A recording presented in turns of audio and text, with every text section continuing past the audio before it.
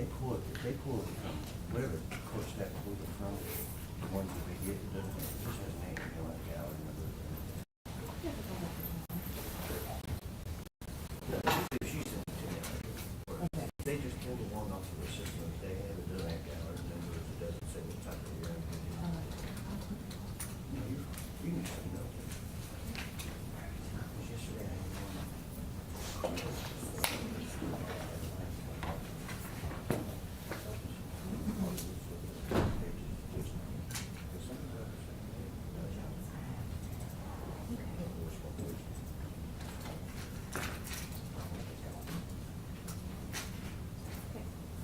All right, we're on record in the state of Indiana versus Gaylyn Morris in cause numbers 49D07-2206, MR 015450, and 49D07-2101, CM 001474.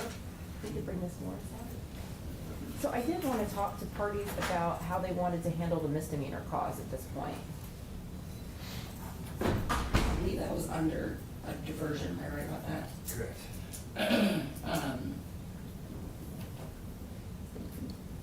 I mean, clearly if she's, going to be going to prison for an amount of time, I think it's a waste to keep it open. Okay, so do you want to move the conversation to the end? Yes. Okay, That would be okay, we can do that as well. Thanks. And I will apologize, I'm losing my voice. So Oh. I'm gonna be going in and out, and I apologize for that. Sorry.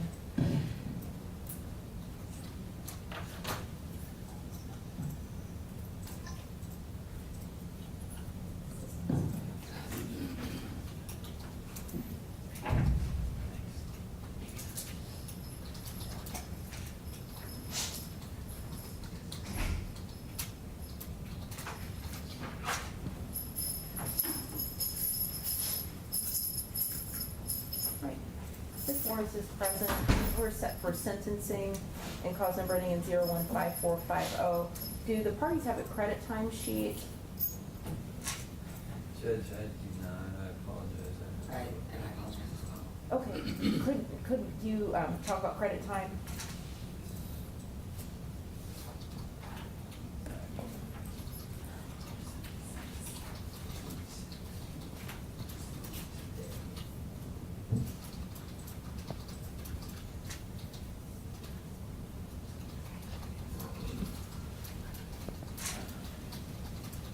Your Honor, I apologize, this way of the sheet we fill out. It is We do, accurate. but we're not in our normal courtroom, so I don't know that we do up here. I can see It is accurate, the PSI, already said. Okay, so if you could just tell me on record the dates and what you agree on, the actual and earned, then that'll be fine, because this isn't our normal courtroom, so I don't have any of the forms, I'm sorry about that.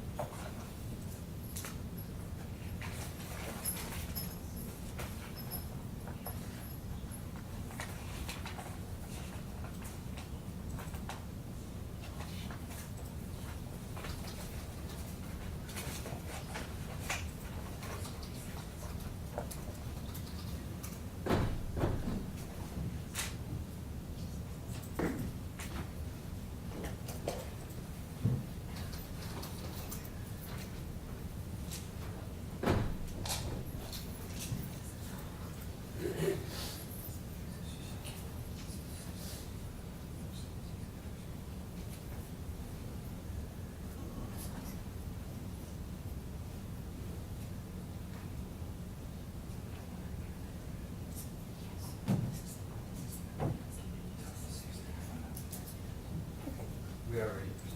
Okay, so credit time? Your Honor, it is a total of 635 days. That would be 476 days actual. She has served from June 3rd, 2022 through today's date, We did factor in today's date in that calculation. And then it would be 159 days of credit time, good time credit for Class B credit. Thank you. Ms. Sharp, does state agree? That is the number we came up with as well. All right, so we are set for sentencing today. I did have an opportunity to review the pre-sentence report. Were there any corrections to the pre-sentence report from either party? None that I noticed, Your Honor. None from defense, Your Honor. And the pre-sentence report did contain a statement that was given by the victim's mother. I did, of course, read that. There was also a memorandum that was filed by defense counsel with letters. I did have an opportunity to review those. So State, did you want to proceed to present evidence at this time? Yes, Judge. Okay. We would call one witness and then we have just a few exhibits. Okay, go ahead. We would hold the precious Sanders.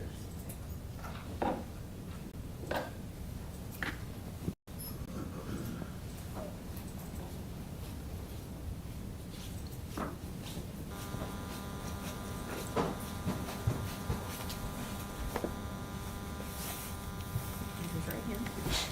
Do you swear or affirm under the penalties of perjury the testimony you're about to give will be the truth, the whole truth, and nothing but the truth? Yes, Your Honor. Okay, thank you. Go ahead, please state your name and spell your name for me. LaPrescia Sanders, LAPRECIA. Go ahead. Ms. Sanders, you were under his mother, correct? Yes, And I think it was clear from your statement in the pre-sentence investigation that you are extremely upset about the verdict. Is that fair? yes, yeah. And I know that when I talked to you earlier this morning, you indicated that there was things that you wanted to say. But the one important thing, the entire trial was about Andre and how he was not very nice to the defendant. I think this is your opportunity now to tell the judge what kind of person Andre was. My son, he was a good person. He was not a thug. He worked every day. He has a daughter, a 5-year-old daughter that he loved tremendously. Our family missed him. He was like the light of our life, the light of our family. Andre, he's never been locked up. He don't hit women. I taught my kids not to hit on women. He's a very humble person. He was baptized. He was in church and everything like that. So the things that, or whoever this person that they're trying to create my son to be, he is not. He was not married to the young lady. He was single. They shared a home together. They had been dating each other since they were 15, off and on. So whatever happened that night, that was not the first time that these things have happened. So she was totally aware of what was going on. I don't know what happened that night because I was not there. But all I do know is my son did not deserve to be murdered because of her seeing him with another woman, because she's been seeing him with other women. This has been going on. He was not married to her. He didn't owe her nothing. He don't share a kid with her or anything. So now I have to deal with my son's 5-year-old daughter crying, missing her daddy, asking where her father is. And I don't know what to tell her. We said he out of town. We just keep telling her that. But I'm still trying to figure out, the little girl had to go to counseling because she started crying at school. So they took her to counseling because she misses her father. And we only think we can tell her that he's gone out of town. So later on in the future, we're going to have to tell her something. She misses her dad. And that young lady knows that he had a daughter. Nothing in the world, I don't care what she done, is unacceptable. The verdict was unacceptable. She took away my son. I will never see him again. I will never get to hear his voice again, but her family can hear hers. We miss my baby. And I've been through so much because of what she did to my child. I missed work. I got put out of my house because I was off for so long, because mentally I'm torn. So I'm seeing a mental counselor because of what she done. My whole family is torn. We all is struggling now because of her. Because of what she did. She ran him over and sat in the car and got out while his body was underneath asking for her phone to call her mother, Andre couldn't call his. And don't nobody understand that. Her parents is here. They see her. I can't see Andre anymore. There were a lot of people here during the trial. They took up pretty much this entire half of the gallery. I don't want names, but who were those people to Andre? Family members, friends? It was my family. My whole entire family was here. And is that indicative of how close Andre was to his whole We family? loved him. We loved him. He was the light of our family. He brought so much joy to our family. When we see him coming, everybody is happy. He was humble. He was baptized. He was in church. He was not a thug. He worked. He did not sell drugs. So this monster, and that young lady knows that. That's why she was around him since she was 15. He was a lovable person. I explained to you prior to the trial that the sentencing range for a level 2 felony is 10 to 30 years. What would you like to see the judge do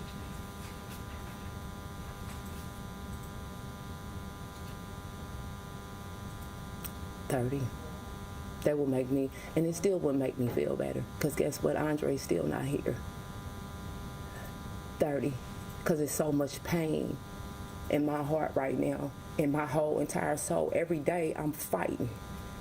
That was my baby. I'll never see him again. Never. Freshman, the day after the verdict, you texted me and said that you were not going to be coming. I didn't want to. Can you explain why? Because it was wrong. The jury sit up there like they don't have children. A blind man can hear that was murder that she done. She didn't care. She didn't want nobody else to have him. She didn't even want his daughter to have him. Why are you here today then? Because I thought about it and God put me here. God told me to come on, get up, finish your assignment. That's your child. That's your baby. I didn't want to look at her today. I didn't want to see her today. I was going to close this chapter and move on because I didn't want to hear 10 years. I didn't want to hear that. Thank you very much, Ms. I have no other question. No. Any other evidence from the state? Yes, Judge. I would offer states exhibits 1 through 4. One is the entire police report. That was a snippet in the defense sentencing memorandum. 2 and 3. 3 is the entire police report. That was another snippet in the defense memorandum. And 2 is a police report 30 minutes prior to that one. And 4. What do you mean 30 minutes prior? I'm sorry. So the defense put in their sentencing memorandum a snippet of a police report where Andre was following Ms. Morris in her car. Yes. There's a police report 30 minutes prior to that that I think is relevant to that police report. And State's Exhibit 4 is another police report.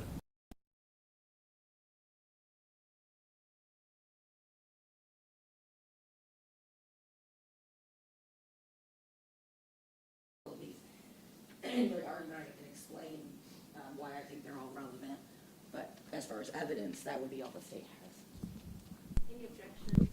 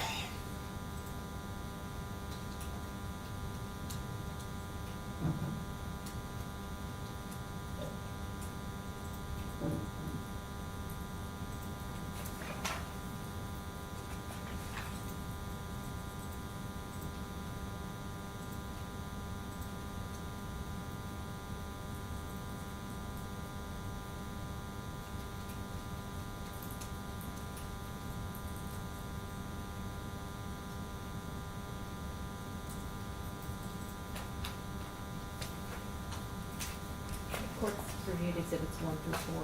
Yes, which Judge. is in the Great, and no other evidence from No the other state. evidence. Okay, evidence from defense. Thank you, Your Honor. We have two brief witnesses, Stacy Jackson and Shane Banks. I would first call Ms. Jackson to the stand. Okay.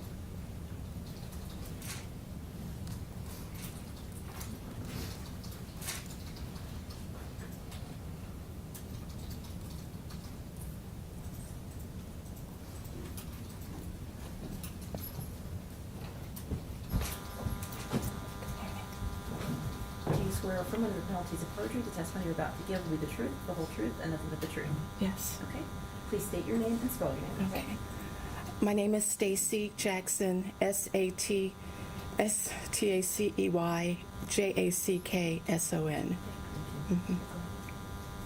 Stacy, can you tell the court what's your relationship to Gaylyn Morris? Yes, I am Gaylyn's aunt. She's my niece. She's my sister's child. And Stacy, could you tell the judge who all is here on Gaylyn's behalf today? Yes, my husband is with me, Ken Jackson. My sister, Whitney Beasley. Paige's mother, Raquel. Gaylyn's sister, Paige, and friend of Gaylyn's, Angelique, my nephew, Shane Banks. Stacy, I think the court knows a little bit about Gaylyn's childhood. Yes. And the fact that her mother was dealing with some drug issues early in Gaylyn's life. Can you tell us kind of the involvement you had in raising Gaylyn and being involved in her childhood? Yes, because my parents raised her, I was involved quite a bit. Every time I was at my parents' house, I was around her. When we took vacations, when they came to visit me, I lived in another state. Gaylyn was there. We assisted because my parents were older to be raising her, so the extended family assisted when it was time for high school to help her with choosing her courses, what she would do after high school. And as she became an adult, she often talked with me about her inspirations, wanting to go to college, and what was going on in her life. We talked often about her jobs and things that she was involved in doing. And so what would you tell this court about the Gaylyn Morris you've known for her entire life? She was very easygoing, very passive, never a problem for my parents, just nice and wanted to fit in, and just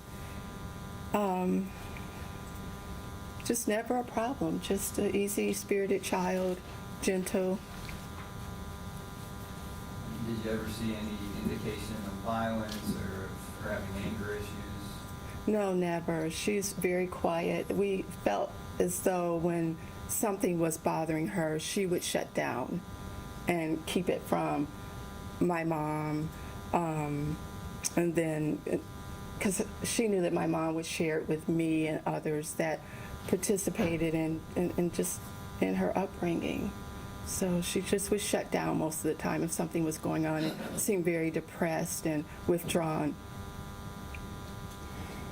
So Stacy, when your family learned that Gaylyn had committed this crime, what was your reaction? We were just shocked, shocked, sad for the family, just in disbelief that something had happened. Her decision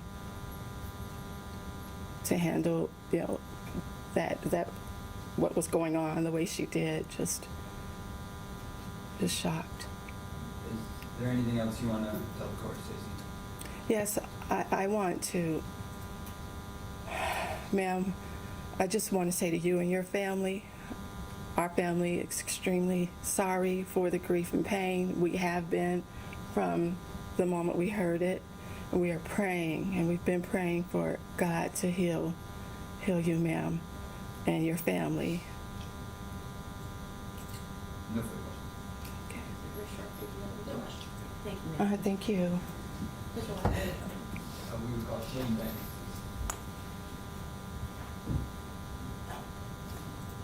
Miss, may I say one more thing, please? And to you, Your Honor, I just want to say that our family does not condone what has happened, and we understand there's decisions that have to be made, and we support whatever decision you make. We support the court to make sure that Gaylyn abides and follows all the rules and orders. Thank you. And I appreciate that, Ms. Jackson. I know that's something you wanted to say. Yeah. Ms. Banks?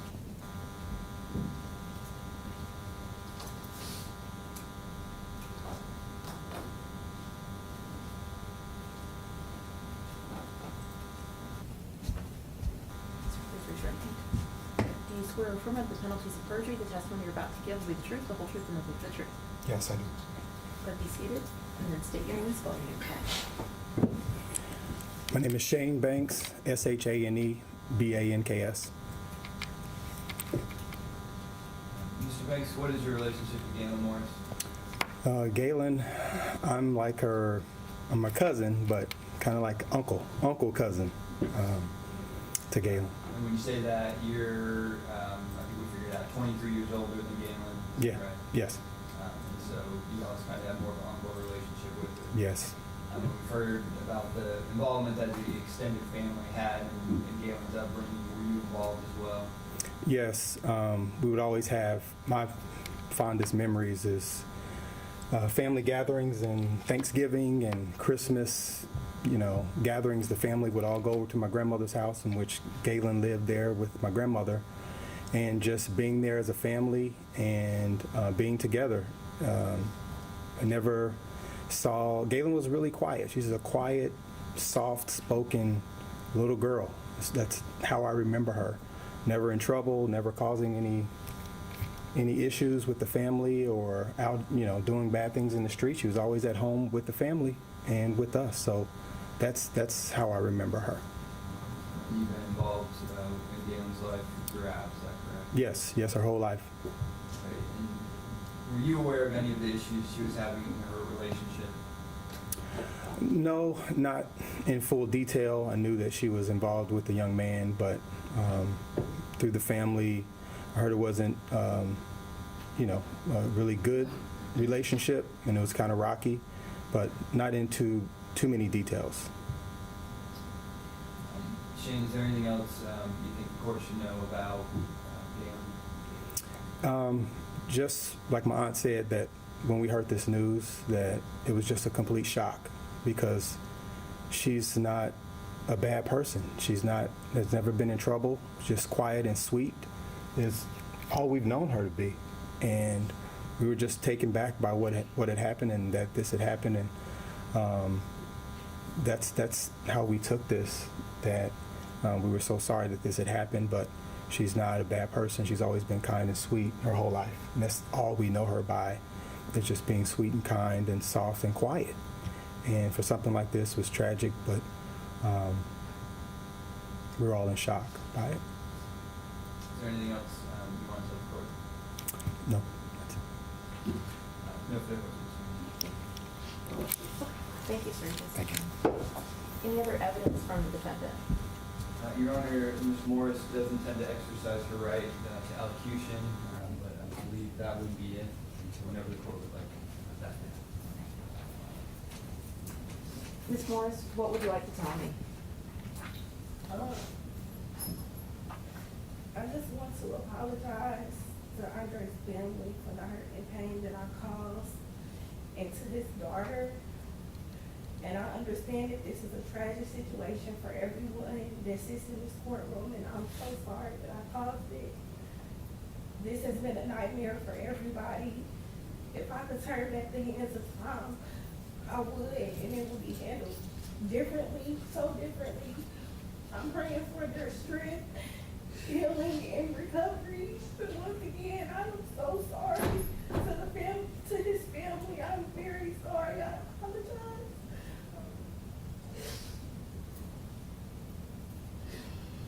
Is that all you wanted to tell me then? Okay. State argument, please. Judge, I would like to remind the court, and I apologize for my voice.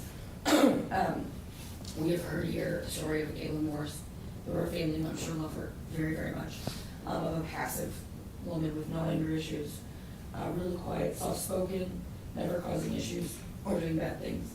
I would like to remind the court of State's Exhibit 64, which are the Facebook Messenger messages.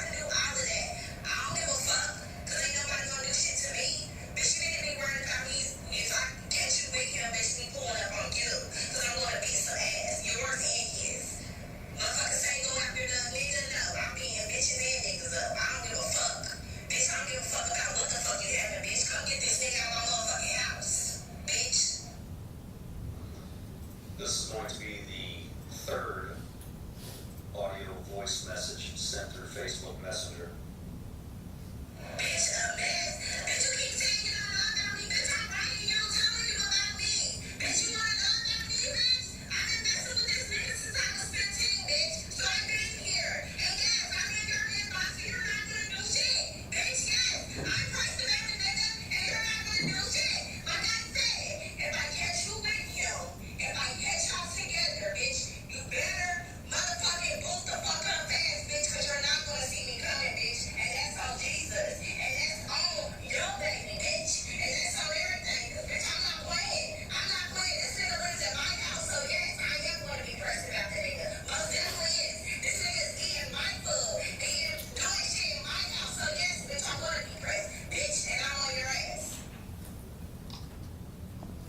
That's Gaylyn Morris.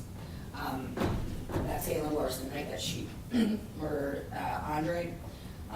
That was Gaylyn Morris the entire day that this happened. You saw the Facebook messages during the trial between her and him, and her and the woman that she thought he was with. That's Gaylyn Morris. Gaylyn Morris was obsessed with Andre, and if she couldn't have him, nobody could. I'd like to remind the court, we respect the jury's verdict, I have to, but I would like to remind the court, as the court is well aware, this jury did not find that she didn't purposely kill him. They only found that she did understand the heat. It is still a knowing killing. This jury still found that she intended to do what she did. She was found guilty of knowingly killing Andre. The jury gave her a mitigator, and they gave her sudden heat based on her relationship. And I don't think the court has to double it and give it to her in sentencing as well. I'd like to talk about some of these arguments that were made by the defense in their sentencing memorandum. They said in their mitigating circumstances that this is unlikely to reoccur. The defendant was obsessed, bordering on stalking Andre. Not bordering on, she was stalking him. She put an air tag in his car so she would know where he was at every second of every day. What with Andre being gone, either she's going to get a new obsession and do the exact same thing, in which I would say that it is then likely to recur. Or if it doesn't happen again, the only reason it doesn't is because she killed the object of her stalking. And I do not think that she should get a mitigator for it not likely to happen again, because he's dead. The comment in our last criminal history courts have found that any criminal history is a valid aggravator. She had a pending theft with a diversion, so I think that that I agree that is a minimal criminal history, but it is still a criminal history. And I'm not trying to be petty, but she also has never had a license, and she used the car that she was not even allowed to drive as her murder weapon. And she goes looking for a fight in that car that she's not even supposed to be driving. Short-term imprisonment, it would be appropriate, they indicate. She went looking for trouble. She always goes looking for trouble. I don't think short-term imprisonment is appropriate here. If we go to the police reports that I put into evidence, she has been accused of vandalizing the defendant's, the victim's, the mother of the victim's car. She went over to the mother of the victim's child's house 30 minutes. She went over to start a fight. The defense put in their sentencing memorandum that Andre had been chasing her with his car and she had to call the police. He chased her with his car because she had showed up 30 minutes before at the mother of his child's house, at Diamond's house, and started a fight. Again, she is starting stuff. She is actively seeking out fights with women who are in Andre's life. And she did that. And she did that, and that is the reason Andre chased her. That was left out of the sentencing memorandum. But the whole motive behind it is that she showed up at Diamond's house and started a fight. And then again, in the other snippet of a police report that they put in their mitigating packet, she again had gone to Diamond's house. She says in the police report it's because she wanted to get her keys, and Andre took the keys and threw them out the door. Well, again, it's because he doesn't want her there. He didn't want her there when he is with the baby, his child's mother. And she continuously goes and starts and instigates. She always has to get into it with the women that she believes are in Andre's life. And Diamond has to be in Andre's life because she has his child. But she can't even handle that. She won't even allow that to be. She goes looking for trouble. I do not believe short-term imprisonment is appropriate because of that reason. And again, there's a snippet from her diary where she indicates that she never wanted to go back to jail after she got in trouble for shoplifting. But then less than a year later, she does this. She goes out and actively seeks a confrontation, which could very easily lead to jail. So that did not deter her. It did not deter her or her obsession with Andre. They indicate that there's repeated abuse. The only repeated abuse that we hear is from her mouth. The only police reports that bear that out are the ones that are in front of this court. In order for repeated abuse to be used as a mitigator, the statute indicates it has to, not only does it have to be repeated abuse, but it has to show effects of battery, which the defendant admitted was not, this is not an effects of battery case. So the quote-unquote repeated abuse that is being promulgated by the defense just does not exist. And any time that there's a police report where there is quote-unquote abuse by Andre, it is precipitated by her showing up where she's not wanted, her starting or instigating something. That's what she is, Judge. She is an instigator. The acceptance of responsibility, which they asked the court to find as a mitigator, that's just pragmatic. She had to. She was there when the police got there because she had nowhere else to go. She couldn't say she didn't do it because she did it in front of 14, 15 witnesses. So it wasn't that she said, oh my gosh, I can't believe I did this, I'm so remorseful, I'm going to admit it. She had no choice but to admit it. She was witnessed by 15, 20 people doing it, and she had nowhere to go because her car was on top of Andre.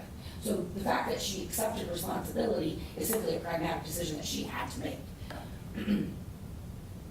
Her remorse. Judge, I find the defendant saying that she is extremely sorry as somewhat laughable. This entire trial was her painting Andre as this horrible, horrible person that did horrible things to her and treated her terribly. That's not someone who's remorseful for killing the person that she supposedly loves. So I would ask the court to give that a little or no weight. And she only started screaming when she found out that Andre had died. She wasn't screaming the whole time that she had hurt him or I'm so sorry this happened. She just kept screaming because she wanted to get out of the handcuffs and she wanted to get off the sidewalk. She was not screaming or crying about how she had hurt Andre, knowing he was sitting there underneath her car. So I would ask the court not to take into consideration her remorse or give it much weight. Judge, every crime in Indiana has a range of penalties, and I would like to analogize this to a theft. Someone who goes into a Walmart and steals a loaf of bread because his family is hungry commits the crime of theft. Someone who embezzles from their company because they want to buy nicer things and it's an easy way to get it also commits theft. Those are completely two separate crimes on the extremes of the spectrum. The person who steals the bread from Walmart deserves the lower end of the theft. The person that embezzles from their company deserves a higher end of the theft. And what we are here, even with Ms. Morris's lack of criminal history, we are at the high end of voluntary manslaughter. I would like for you to look into this nature and the circumstances of this specific crime. She went looking for a confrontation all day long. She had been goading him and going at him and calling the person that she thought he was with and messaging and threatening and saying that she was going to come and you better boot up. I believe she said, if I see you, you better boot up, which we heard is fighting. She went looking for that confrontation. She knew she was going to do this for days because she had put the air tag in specifically to find him, to look for a confrontation. This wasn't something where you just happened to hear through the grapevine that he was at this bar. She was actively for days following him and where he was. So this is something that wasn't, this is if the jury wanted to call it sudden, that's their prerogative, but this is as unsudden as it can get. If you remember, there was text between the defendant and Andre. And if you remember, there was one point in between the texts, there was a phone call. And we don't know what was said in that phone call, but we do know immediately afterwards, Andre was telling her that if she showed up, he was calling the police. So we don't know what was said, but whatever it was that she said to him was enough to concern him enough that he told her, if you show up here, I'm calling the police. And he said that on more than one occasion. He was scared. He was scared of what she was going to do. We don't know what she said, but it was enough that he was concerned enough that he said that he would call the police on her if she showed up. She went into that bar, started a confrontation, got in a fight, was kicked out. Judge, then she went and she lied in wait. She lied in wait for him. She pulled her car to where she would have perfect eyesight on him when he walked out of that bar, and she lied in wait. And we heard witnesses say that as soon as he walked out, she was going for him. She was only blocked by somebody else. That's the reason she didn't get him the first time. But she lied in wait. Judge, I would like you to take into account that lying in wait is an aggravator that could be used for the death penalty, if this was a death penalty case eligible. But that is one of the aggravators that is allowed to be used. That is how serious lying in wait is, and that is what she did. She immediately went after him, and then not only did she hit him with her car, but she backed up and she went forward and she hit him again. She backed up over him and went over him. She rolled over his body 3 times and then sat that 2-ton weapon on top of his chest where he couldn't breathe. He suffocated to death under that car wheel, and I believe the fellow just indicated it would have taken him 2 to 3 minutes. If I'm wrong, I apologize, but I know it was minutes to die. That's a terrible death. He's sitting under that car, and there's nothing he can do. He doesn't have the strength to move that car. And she left that on top of his chest, so he could suffocate for 2 to 3 minutes. Courts also look to the character of the offender when they're determining whether a sentence is appropriate. You've seen her character. You've seen her character, the Facebook messages, the threats, the police reports. That's Gaylyn Morris. Gaylyn Morris is not the person that she shows to her family. I have no doubt they love her very, very much, and she probably does not show that side to them. But you've seen the side of Gaylyn Morris where her family isn't there, with the text messages and with the Facebook messages. Judge, the circumstances of this crime, and again, you've heard from Andre's mother. You heard about Andre during the trial, because during the trial it's all about her. Well, you've heard about Andre now. Andre was a father, he was a son, he was an uncle, he was somebody who was loved. He wasn't out in the streets, as his mom said. He wasn't a thug getting into trouble. He was a good guy who was missed by his entire family. That is the Andre that this court needs to keep in mind when we're doing the sentencing. The circumstances of this crime, the nature of the circumstances of this crime put us in the high end of the voluntary. She does have some mitigators. I would say the mitigators are far outweighed by the aggravators of what she did that day. Maybe the mitigators take it down a year, maybe two, but I would ask for a sentence in the department, fully executed in the Department of Corrections, well over the presumptive, I would ask for at least 25, and for the family, I would ask for 30.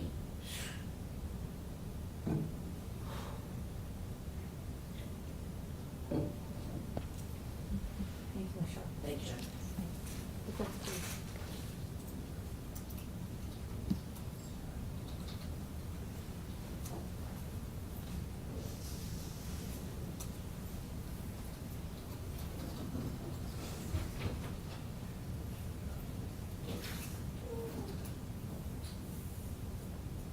Thank you, Your Honor. Your Honor, this is a unusual case for any number of reasons, but certainly Ms. Morris is an unusual defendant to be facing a charge so serious for somebody with, essentially no criminal history, but also no indication of violence or any antisocial tendencies. Certainly, the state would like to point to the text messages in the week leading up to this. I think we now very clearly see this was Ms. Morris very rapidly approaching her breaking point. And so that's not who Gaylyn Morris is, though the state would like to say that. Ms. Morris and the couple of incidents with the back and forth between Mr. Smith's other long-term girlfriend, that's not who she is either. And clearly the truth is somewhere in between how her family's always seen her and what she displayed in this toxic relationship. But for the people that know her best, for the people that have seen her entire life, she is a sweet, passive person with no indication that she would engage in conduct like this, none whatsoever. To me, that very clearly indicates this is a product of the circumstances. And looking at this case, I don't think you can help but coming to that conclusion, that this is the result of this long-term, extremely toxic relationship that just came to a breaking point for any number of reasons, but for several of the reasons we saw on that night. This is a product of the circumstances, not only of that, but stepping back, we see Ms. Morris was always kind of predisposed to be in a relationship like this, from witnessing her mother being abused at a very young age, from experiencing domestic violence as a witness starting at age 8, from not having a father figure in her life. Ms. Morris, I think, just never had a sense for how abnormal the relationship with Mr. Smith was. And I think if we're looking for how it became this just extremely toxic, where you look at those text messages and there's not a hint of warmth, let alone love, to where Mr. Smith needs to say, one slightly nice thing and suddenly Ms. Morris is back paying his rent and giving him money. I think we have an explanation for that. And I think truly, when we're looking at this explosive reaction that Ms. Morris had on the night in question, it is because it just built up and it built up and it became so toxic. And the abuse piled on abuse and the insults piled on insults, and it exploded. And of course, by nature of us being here, it does not excuse it by any means. And we have never at any point said it does. This has always been a position where Ms. Morris accepted responsibility for his death, for killing Andre Smith. I would disagree with my colleague from the state. I don't believe this was a pragmatic decision. She could have driven away on the night in question. That I don't think is, I think that's neither here nor there. I think what's more significant is that at all times, Gaylyn's been prepared to accept punishment, to accept responsibility. This isn't somebody that wanted to get the best possible plea. This is somebody that's felt terrible, that's been devastated by what they did, because what she did was kill somebody that she feels very deeply about, that she loved. To me, that is what sets Ms. Morris apart from basically every other person I've represented, is how deeply and genuinely remorseful she is about this, and she is devastated. I've got a very different interpretation of that body cam video that we saw, and of her learning of Andre Smith's death. I think that's somebody that is just devastated, that is at probably the worst point in her life, because it set in what she had done. It wasn't because she was going to get punished that she was sad, it was because she had done something terrible. And she knew it, and she felt terrible.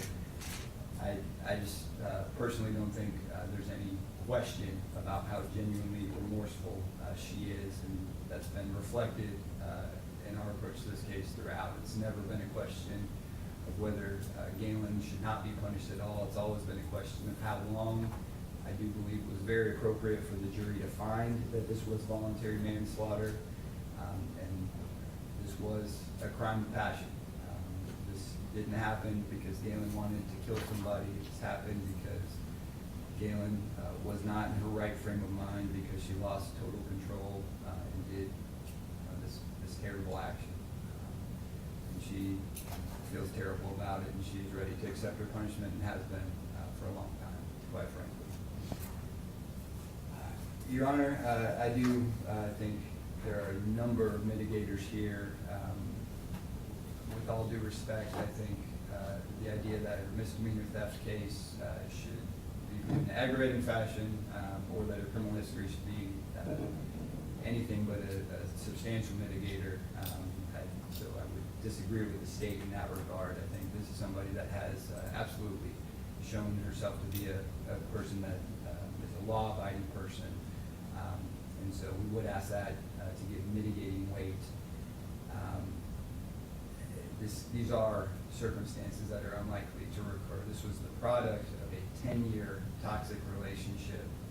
This is the product of somebody that had never known any other type of relationship, that didn't know your boyfriend didn't cheat on other people, that wasn't normal, that it wasn't normal for your boyfriend to lay hands on you in anger.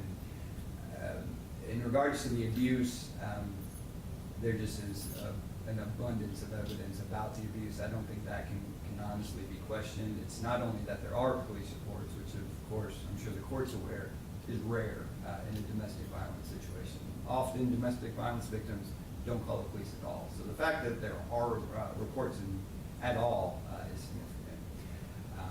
But there's documented evidence of Andre laying his hands on Ms. Morris. We heard from Dr. Calloway. We heard from Gaylyn Morris's diaries going back to age 12 that at the time, contemporaneously, she's documenting Andre abusing her. We heard that Dr. Calloway saw these signs of abuse. We heard from Paige, and evidence the jury did not hear about Andre's abuse towards Ms. Morris.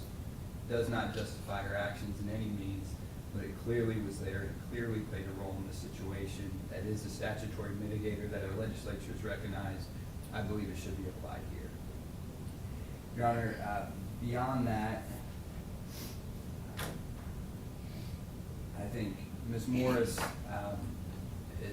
is absolutely going to respond to whatever sentence she gets in a positive fashion. She's simply not somebody that goes out and breaks the law. She's not somebody that doesn't know better, doesn't know right from wrong, as she's demonstrated for 25 years of her life. And so, again, obviously this isn't a situation where we're talking about short-term imprisonment. This is a situation where the minimum is 10 years. However, I don't think there's any question she's going to not learn from this. This is the worst thing she's ever done, the worst thing she will ever done. This is something that's going to weigh heavily on her for the rest of her life, something that's made her suicidal over the course of the past year. This is a position she never wants to be in again. And so I do think, regardless of the court sentence, she is going to respond positively. And so I do think this is not a situation where the sentence needs to send a message to Ms. Morris whatsoever. I think she received the message very loud and clear as soon as she came to her senses and realized that she'd done something terribly. I do very firmly believe she is very genuinely and deeply remorseful. I've seen that throughout the course of the last year plus that I've represented her. I think you can see that on the video the night it happened. Once the sudden heat wears off, once she cools off, she's genuinely remorseful. And I do, I have to reiterate at all times, Gaylyn Morris is never somebody that thought she was going to get out of this. Gaylyn Morris, quite frankly, we've not really talked about much beyond the voluntary manslaughter, and Gaylyn would have pled to voluntary manslaughter. And so this has always been a question of how long she's going to prison. She's always known that she was going to go to prison. She's always known that what she did was terrible and that she deserves to be punished. And so there's really just no, I would disagree with the state. I think this is quite frankly the opposite of pragmatism. I think this is somebody that just is very aware of what they did and knows that she does deserve some punishment. However, when we're looking at what that punishment should be, we're of course starting off at the advisory sentence, and then with all these mitigators present, Your Honor, I believe a mitigated sentence is appropriate. So that's what we're asking for, Your Honor. We believe a mitigated sentence is appropriate. As you've heard, Ms. Morris has a good family that's going to support her regardless of the court's decision, and I truly believe that Ms. Morris is going to be able to serve her sentence and get out and show everybody that this is not who she is, and be a positive member of our community for the rest of her life. Thank you, Your Honor. All right. Anything else from either party at this point? Thank you. No, Your Honor. Thank you.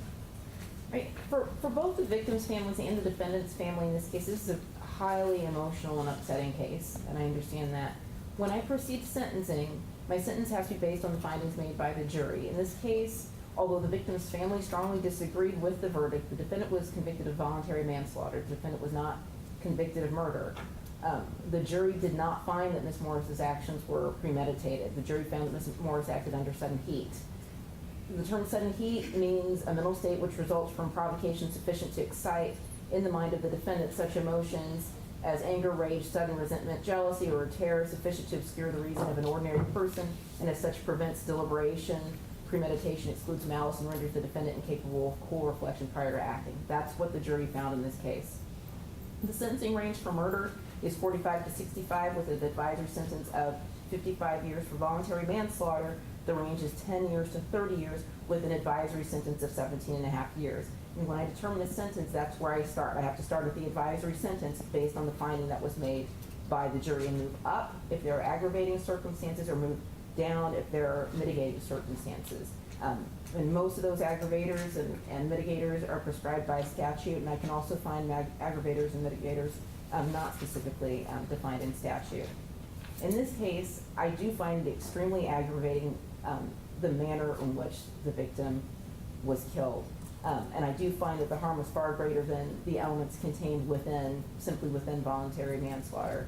The victim was not only struck multiple times, he suffered prior to his death when being crushed under the vehicle, in which Ms. Morris continued to sit on top of his body while he was under that vehicle, unable to breathe. And I find the manner of his death and the knowing harm that was caused to the victim to be extremely, extremely aggravating. I do find Ms. Morris's lack of significant criminal history mitigating. I disagree with the state that her criminal history is aggravating based on the nature of this charge, given her age, her criminal history of the one misdemeanor theft that's in diversion status, the driving without a license. Those things aren't okay, but I don't find that her criminal history to be aggravating. I do find a lot of the struggles in her past that were covered in the memorandum provided by the defense and other evidence to be a mitigating circumstance. I find it unlikely that Ms. Morris will commit another crime of this significance. I have considered Ms. Morris' apology and her assertion that she accepts responsibility. I've considered the evidence at trial, pre-sentence report, statements made by the victim's mother, the sentencing memorandum and letters received from the defendant, the evidence argument statements made today, including Ms. Morris' statement, which I appreciate. In this matter, I'm going to sentence the defendant to 18 years in the Department of Corrections. That is the sentence that I find to be appropriate based on her past, the nature of the circumstances, the nature of the case. It's 18 years in the Department of Corrections. Ms. Morris has credit for 476 days plus 159 days for 635 days credit.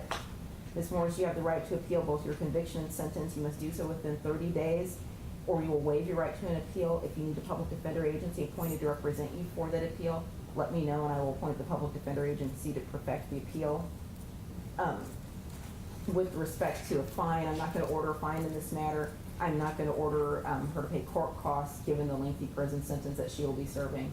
Is there anything from either party at this time? So Judge, the state will be dismissing Mr. Martin. Okay, thank you. Nothing for defense, Your Honor. Okay, thank you. And let me know with respect to an appeal if public defender agency needs to be appointed. Certainly, Your Honor, we will. Okay, great. All right, thank you. Thank you, Judge.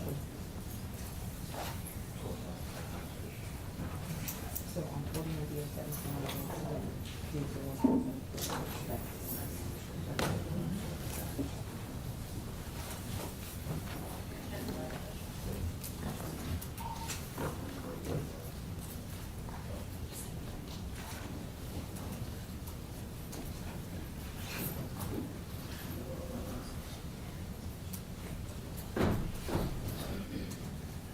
And then let's start with